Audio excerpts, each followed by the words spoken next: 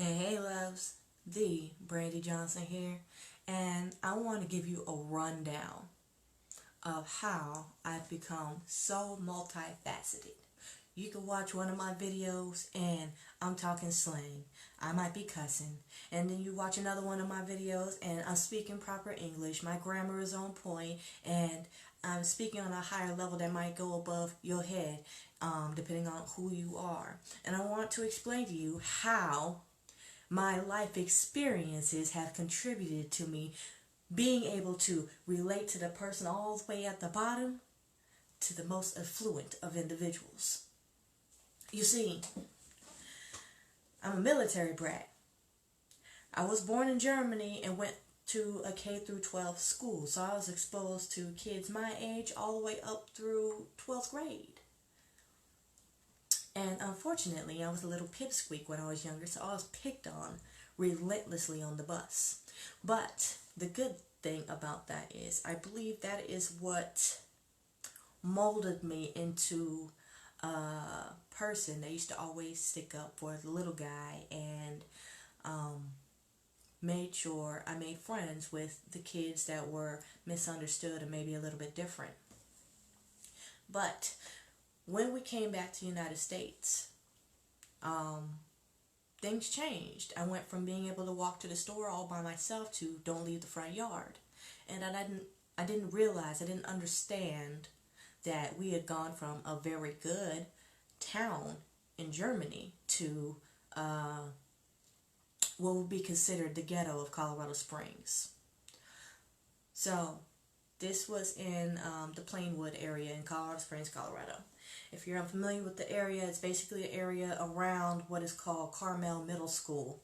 And I can't remember the streets for sure, but anybody from that area knows what I'm talking about. And it's easy to look up Carmel Middle School in Colorado Springs, Colorado, so you can get a general idea of the area that we were in at that time. So, I was a kid. I was like 7, going on 8. I didn't know that we were in the hood. All I knew was things were different. I wasn't supposed to leave the front yard unless I let my mom know exactly where I was going.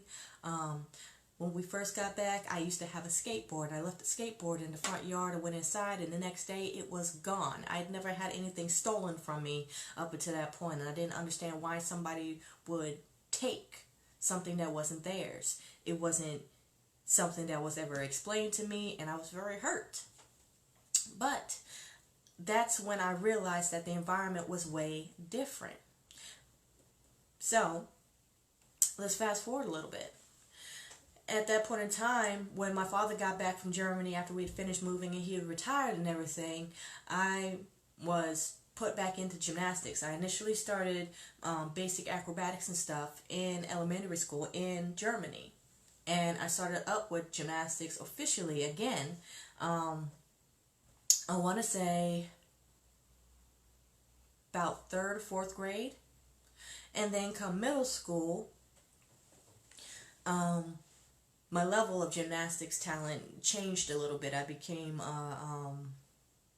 what's called a compulsory gymnast. So compulsory consists of like level 4 through I want to say 8, and then the rest of it is considered like kind of freestyle.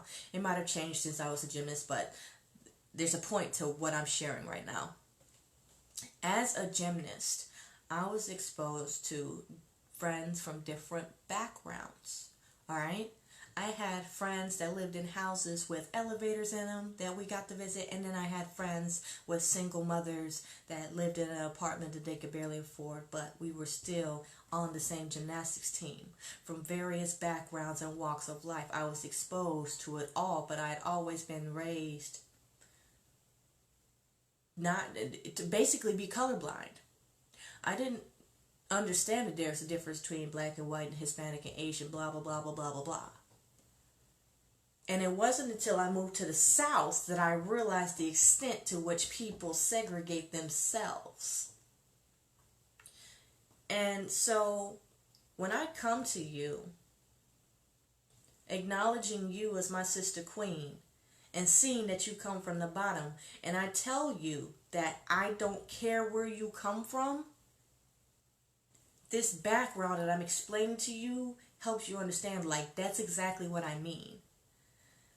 I didn't realize there was such a big rift between people based on racism, sexism, uh, uh, various issues with people's sexual orientation, that kind of stuff, until I moved to the South. I'm just being perfectly honest with you. Um, my first exposure to anything out of the way racist wasn't until I was in high school. And even that incident is like laughable. Basically, I was on a drill team in high school. All my sister soldiers, my Black Diamonds crew, hey, hey, I love y'all. I can't wait to catch y'all with y'all sometime soon. Y'all know who you are. So, big shout out to y'all. You all had a big part of helping me develop into who I am now. But, Sister Queens, when I tell you, I didn't experience my first racially, I guess, influenced incident until high school. I was on the drill team, and we had performed, and we were walking down the corridor back to our classes or whatever it might be, and some young chick behind us said, and excuse my language, but this is just what she said, "I don't get what the big deal is, just a bunch of niggers." Now, I heard it, and I was like, oh, well, sorry she feels that way. But this triggered some of my other teammates, and they confronted the girl, and they was about to bank the chick. But a few others that think like me were like, there's no point. This is exactly what she was trying to get out of us. A rise. Yes, the whole N-word thing is an issue, but there are bigger problems that we need to address before we worry about a word. Now, I'm not saying the word's not disrespectful. I'm not saying the word doesn't have an ugly history. But what I am saying is there are things that we queens in particular need to work on first and foremost in order to break the various cycles we find ourselves in, preventing us from tapping into our true potential. And so that's why I'm sharing this information today, because I need you to understand my background so that when you see me making a video that I'm speaking a little bit of slang or I'm speaking on a higher level of things, I want you to understand that at one point in time I thought I wasn't black enough based on conditioning, based on the media. And I realized the media is probably one of the biggest things holding us back. And so what is the easiest thing to do in order to get control of our own minds? It's easy, yet it's hard, because our minds love to be entertained. But the exciting thing is, we are able to shift what's entertaining to us. What's entertaining to me now? Yes, I'll still watch stupid shows like Archer and South Park, and every now and then we'll watch How to Get Away with Murder, that kind of stuff. But that isn't what drives my life. A lot of people watch all these shows just to come back to their friend circles or work and be able to talk back and forth about what happened on such and such show. But what would happen if it became more important about who read what chapter and what they got out of it based on what somebody else might have gotten out of it, and how y'all can come together in the middle and learn how to think on a higher level? What would happen if that was more entertaining? What would happen if you cut off your television 4 out of the 5 days of the work week? Let's call it Monday through Thursday. Like Friday through Sunday, you can watch as much television as you want. But what would happen if you cut off the television and you read and or listened to books? Because I also understand that some of the sisters that I'm trying to reach, my queens at the bottom, I understand maybe some of y'all went to school, but maybe you went to a school that they didn't actually teach you anything. They just passed you along. And so you got out of school and realized, like, I can read and write my name, and that's about it. I'm here to tell you right now, there is nothing wrong with that.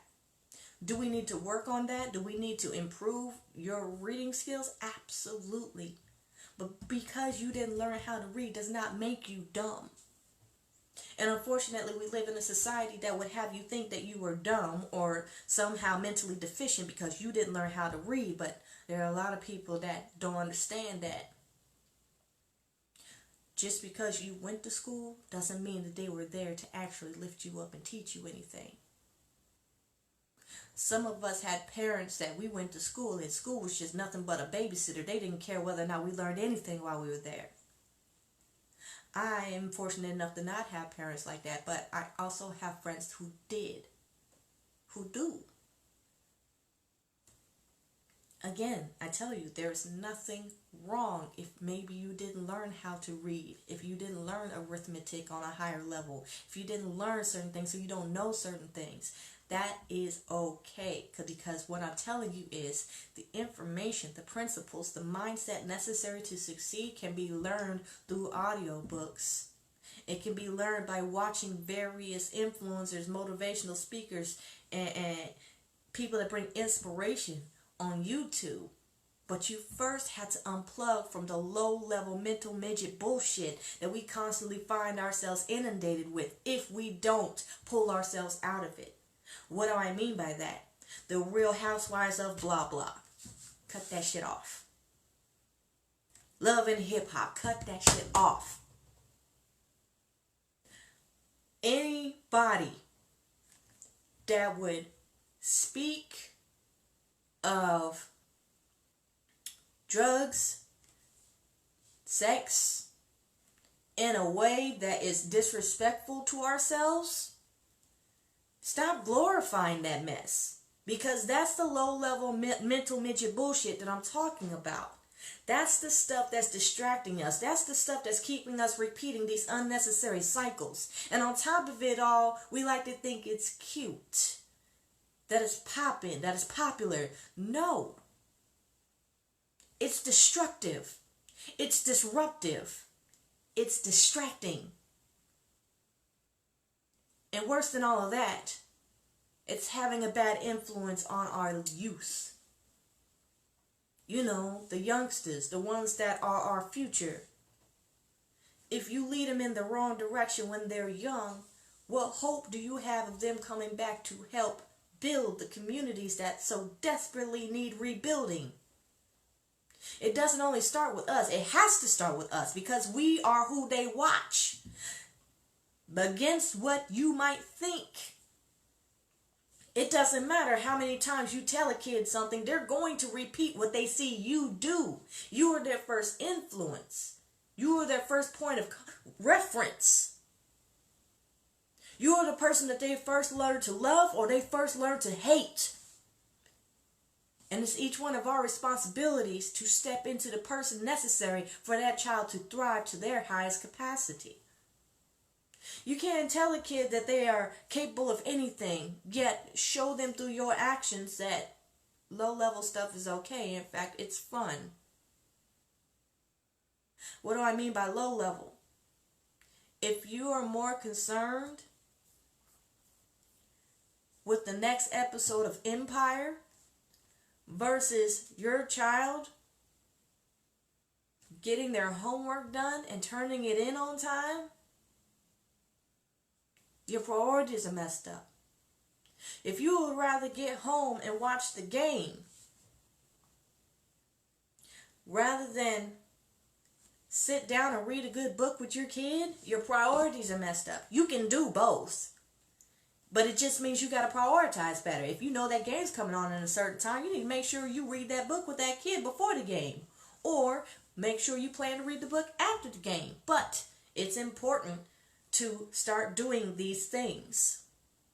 Our mindset is not going to change itself. It's something we have to be very intentional about. And my queens, you guys are the ones that are going to have to be the change that accelerates it all for everyone else. Because us queens, especially us black queens, now I love all my queens. I don't care where your background is. You can look at my friend list.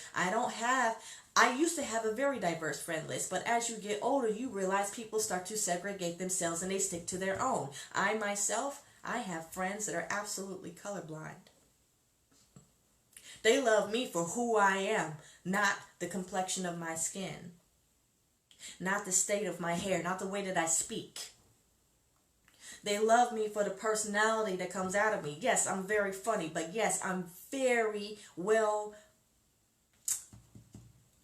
versed in many areas of life. And I also realized that at some point my confidence had been torn down to a point that I was so involved with myself, I forgot that there was world behind me and around me that I needed to focus on. But the good news is, although I don't mess with that mentor anymore, the good news is the information that he brought to me helped me tap into a higher level of thinking and a higher level of self-confidence and a higher level of belief that I now need to pass on to my queens. Because we are the catalyst to change in our communities. These men are not going to do anything that we don't require of them. That's how they function. And we can get upset about it if we want to, or we can be the change necessary to shift things in a positive manner. I choose option 2. And I hope you will as well. I was fortunate enough to have a husband that helped me to break certain destructive cycles that I had no idea even existed. What do I mean? I mean, at one point in time, I was so extremely nice that I was always taken advantage of by somebody. And some of the somebodies were even people of my own dang family. I had to be coached up to realize when I was being taken advantage of, when I thought that I was helping. And it's very, very important that we step up and understand this, because there are more people in our lives that we know that are there to see what we can do for them but have no intention of doing anything for us. Which is fine. But it's our responsibility to acknowledge who those people are and cut them short when they're taking too much. Because too much could be the difference between you having what you need for your family or you being asked out. And regardless, those people won't care because they already got what they came for. And it's not good, it's not bad, it just is. It's very important that we just acknowledge these things and act accordingly. There is nothing wrong with self-preservation, and we queens need to understand that. If we give until there's nothing left, what do we have for ourselves, let alone our kids, let alone our families? We need to stop tearing each other down as well. When I moved to Virginia, I experienced something that I had never experienced in my life, because when I was in Colorado Springs, Colorado, black was black was black was black. Okay? All of us came together. We didn't care about skin tones, hair types, this, that, and the other. And in the South, they fight amongst themselves. For some reason, there's some type of self-loathing of people with beautiful dark chocolate skin against people like me that happen to be lighter.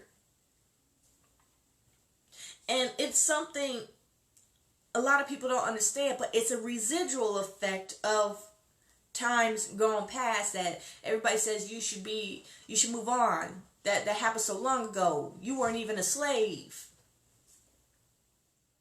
The influence and trauma of slavery has been passed down in one way or another, and that's why I come back to saying, my queens, we have to shift.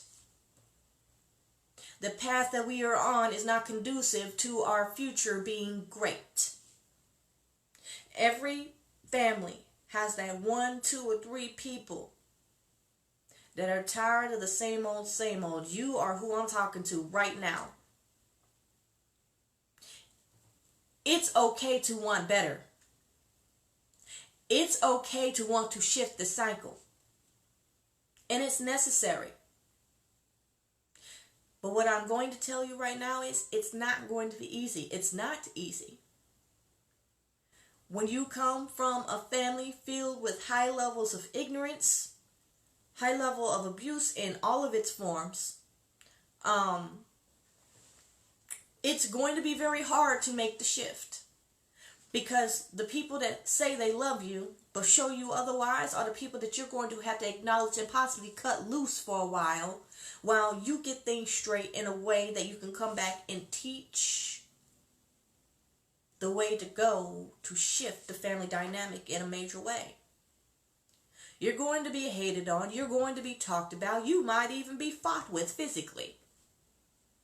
But what I'm telling you is you need to be okay with removing yourself from those low-level mental midgets if necessary to succeed.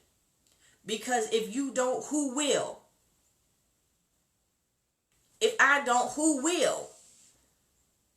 I want to be able to take care of my parents when they get too old to take care of themselves. But if I'm too busy allowing people to distract me, people that'll rather drink and smoke and hang out and carry on and have a good old time rather than crack a book, build a business, plug into different types of education, learn how to teach your kids to go in the right way while you're going in the right way so you don't have to worry about reprogramming them along the way too.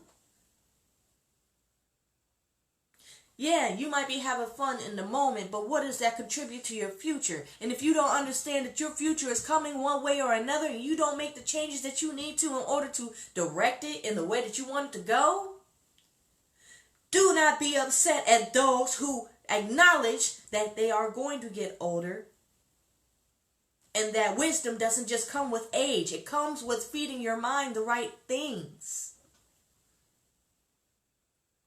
And so, yes, my passion, my focus, my compassion lies with my sister queens, especially those that come from rougher backgrounds that they've been inundated with so much bullshit and nonsense that they don't realize their worth.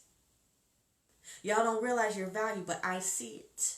And I'm going to help you see it. And I'm also going to help you plug into the things that you need to plug into in order to change the dynamic of your family if you so choose. But you have to be intentional. And you have to be strong enough to disassociate with the things that would hold you back if you allow them to. Like I said, it's not going to be easy. Sometimes it's not going to be fun. And sometimes you're going to want to quit so badly that you lash out. And that's part of the process. And this is why I'm sharing it with you. That's part of the process. Just know you have to continue going forward and that it's all going to be worth it in a way that you can't even fathom right now.